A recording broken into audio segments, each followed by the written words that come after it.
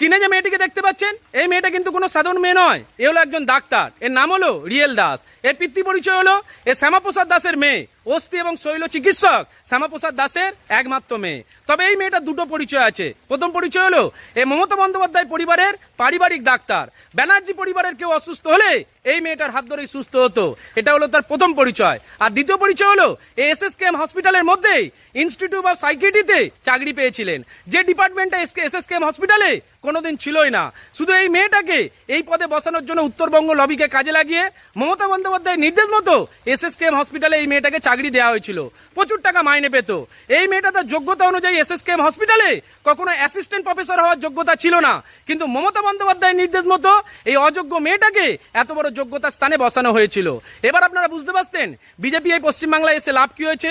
এখনো অনেক মানুষ বলে বিজেপি কেন এলো, বিজেপি না আসলে হয়তো ভালো হতো। দেখুন, বিজেপি যদি না আসতো তাহলে এইরকম অযোগ্য মানুষগুলোকে আজকে পদ থেকে সরে যেতে হতো না। আপনারা তো অনেকেই জানে না, পশ্চিমবঙ্গ সরকার এই মেয়েটার চাকরিটাকেই বাতিল করে দিয়েছে। একে ঘরের মেয়েকে ঘরে ফিরিয়ে দিয়েছে এবং যোগ্য মানুষকে এসএসকেএম এর এই স্থানে বসিয়েছে।